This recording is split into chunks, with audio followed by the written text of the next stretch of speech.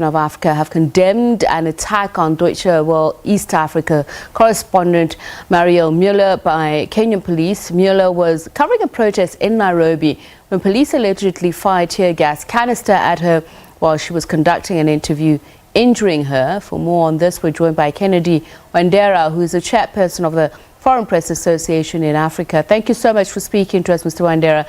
What do you know of the incident? Thank you, Shapilo. What we know is that our colleague Mariel Mueller was part of journalists who were covering this particular morning in Nairobi, a protest that was against police brutality in the country.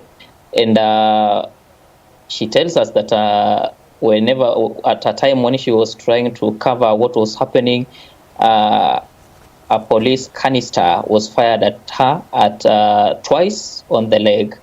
And it was not the first time that Mariel went through this. She tells us that she knows the police officer who did this, and we just think it's very unacceptable. When you say she knows the people who have done this to her, is she suggesting that she is being targeted personally? Yeah, at the event, she appears to be a target for police because the first canister that was fired at her was from a person, the same person, and the second canister that was fired at her was still from the same police officer. And despite efforts from Mariel and the team that she was working with, telling the police officer that they are journalists, the police officer could not even listen. Yeah, so this means that it was a deliberate effort and is something that really targeted her. Okay. Was she injured during this incident, during this attack? Come up again? Was she injured? Yes, she was injured. She has a grazed knee. She has been attended to by medical personnel in Nairobi, and currently she is recovering. Tell me, is this an isolated incident? Is there anything that has made Mariel particularly vulnerable to attack by police? For a long time, we've never had such kind of cases in Nairobi or in Kenya. Especially targeting journalists at protests like this. But some years back, such kind of things happened. And for this particular case, we are really concerned because it's just coming a few days to Press Freedom Day. So we didn't expect that such kind of a thing can happen. But we're also trying to liaise with the authorities in the country, in Kenya, to lodge this particular claim and also be able to follow it up with the Independent Police Oversight Authority to investigate this particular case, because we know the police officer who did this, despite efforts to tell him that he should not do it, he goes ahead and do it. So though we've had a number of cases from local journalists who've been injured, some of them have been detained in the country. So these are a few isolated cases that we'll want to pursue with the police, Independent Police Oversight Authority, so that at least we can be able to stop it, because it cannot just happen. Journalists should not be a target for anybody. What are the levels of security that journalists enjoy in Kenya? Is there something that has been raised with law enforcement officials, with government officials? Yeah, we normally, whenever journalists go out there to cover an event, everybody will expect that police or the security officials on that particular forum or front will be able to shield journalists away from such kind of things.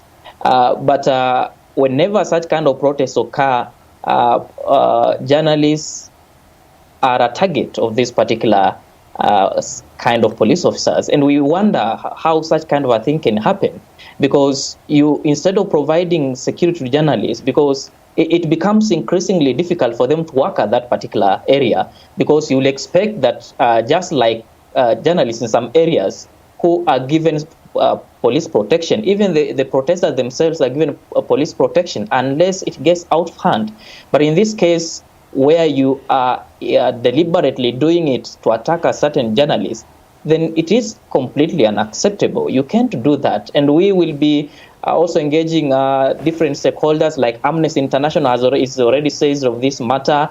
Other media organizations in the country already says of this matter. And we shall be taking up with the Media Council as well in the country to lodge this particular claim, because if such kind of a situation can unfold in day broad daylight, then it can happen even at night. And if it gets out of hand, then perhaps we might not be able to follow it up. But for now, I think it's just time that we need to stop it once and for all. There was a suggestion that COVID-19 has worsened conditions for journalists, particularly in Kenya. Is this the case? At the beginning, when the Kenya government put lockdown measures, it was increasingly difficult for journalists to go out there and cover.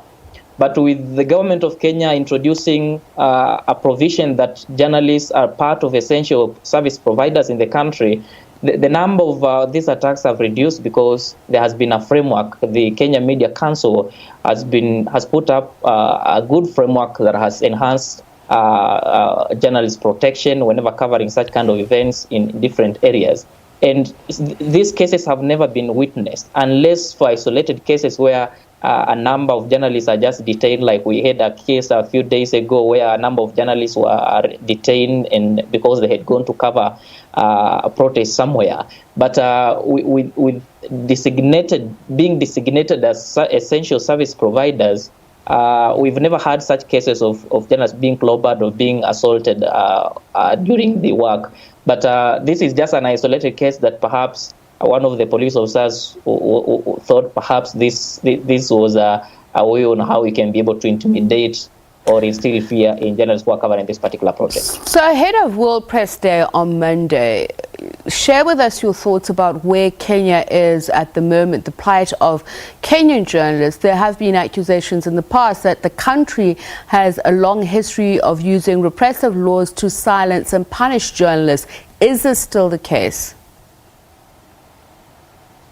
Working environment for journalists in Kenya has really improved because the Media Council and a number of organizations in the media organizations in the country have been able to stand up and voice concerns about lapses and gaps that need to be filled.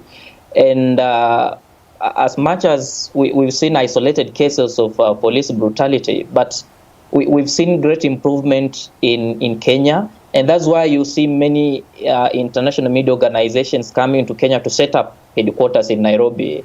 There has been some sort of great improvement, but we can do better. Cases like this need to be stopped because if a single police officer does such kind of a thing, then tomorrow somebody else will also want to try it. So we think even if there is one isolated case that needs to be followed up ultimately.